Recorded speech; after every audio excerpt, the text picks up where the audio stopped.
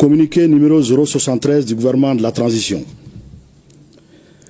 Le gouvernement de la transition a le regret d'informer l'opinion que, dans la nuit du 31 mars au 1er avril 2025, un drone des forces armées et de sécurité de la République du Mali, immatriculé TZ98D, s'est écrasé sur le territoire national à Tenzawatène, cercle d'Abé-Ibara, région de Kidal.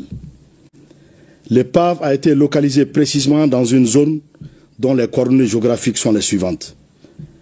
19 degrés, 52 minutes, 4,738 secondes nord, 2 degrés, 53 minutes, 38,101 secondes est, à 9,5 km au sud de la frontière Mali-Algérie.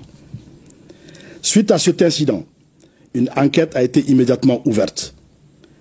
Des résultats de l'investigation préliminaire, les points suivants méritent d'être évoqués. La liaison a été perdue avec l'appareil dans une position située sur le territoire malien et dont les coordonnées géographiques sont les suivantes. 19 degrés, 51 minutes, 50,526 secondes nord, 2 degrés, 53 minutes, 36,099 secondes est, soit 10,2 km au sud de la frontière Mali-Algérie.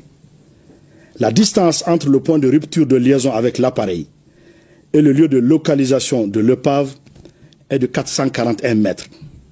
Ces deux points sont tous situés sur le territoire national.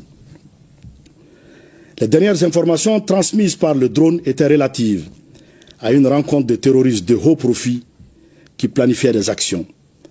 L'aéronef est tombé à la verticale, ce qui, probablement, ne peut s'expliquer que par une action hostile causée par des tirs de missiles sol-air ou air-air.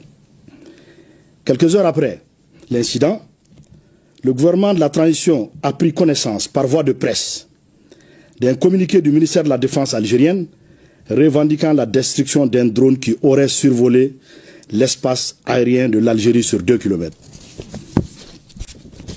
Afin d'approfondir les enquêtes, les autorités maliennes ont demandé aux autorités algériennes de leur fournir des éléments probants étayant la violation de leur espace par un drone de reconnaissance malien. Depuis 72 heures, aucune suite satisfaisante n'a été réservée à la demande malienne. Le gouvernement de la transition conclut avec certitude absolue que le drone des forces armées de sécurité maliennes a été détruit suite à une action hostile préméditée du régime algérien. Cette décision repose sur les éléments ci-après. Le silence coupable du régime algérien accordé à la demande malienne et son refus de coopérer confirment la responsabilité de ce régime qui a tiré sur le drone entraînant sa chute verticale. Les données précises de la trajectoire de l'appareil enregistrées dans le système prouvent sans ambiguïté que l'appareil n'a jamais quitté l'espace aérien de la République du Mali.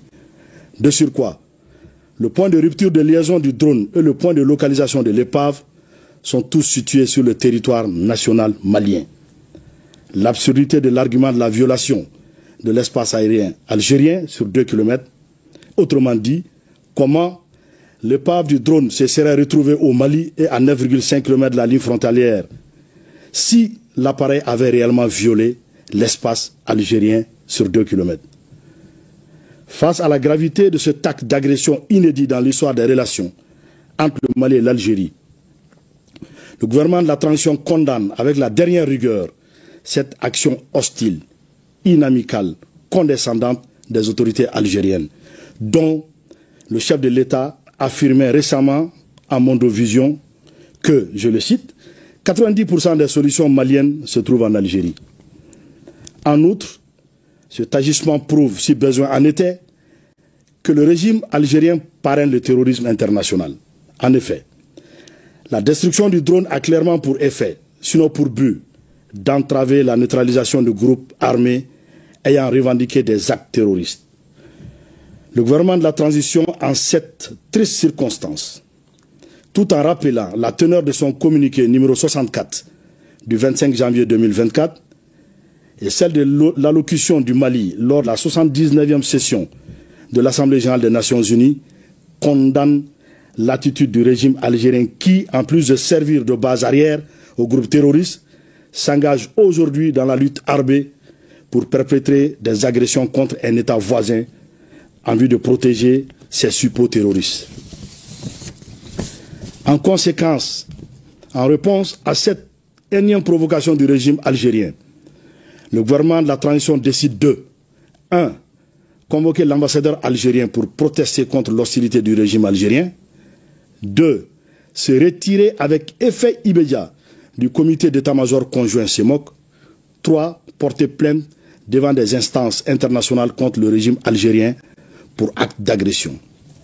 Aussi, le gouvernement de la transition fait remarquer que cette agression flagrante du régime algérien contre le Mali est en contradiction avec la participation effective de la République du Mali à la guerre pour l'indépendance de l'Algérie pour soutenir le Front de Libération Nationale, FLN.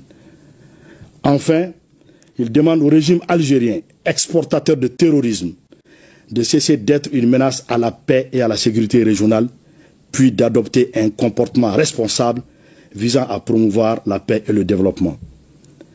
Le gouvernement de la transition réitère à la population malienne que rien n'entamera la détermination des forces de défense et de sécurité maliennes sous le leadership de son Excellence le général d'armée Assimi Goïta, président de la transition, chef de l'État, à poursuivre et à atteindre le noble objectif d'éradiquer le terrorisme sous toutes ses formes. Suivant cette volonté, dans les heures qui ont suivi l'agression du régime algérien contre le drone malien, d'importantes cibles terroristes ont été frappées avec succès dans la localité de Tinzaouatène et ailleurs sur le territoire malien. Ces opérations vont continuer et pourront s'intensifier selon l'évolution de la situation. Que Dieu bénisse le Mali, préserve les Maliens. Fait à Bamako le 6 avril 2025. Je vous remercie.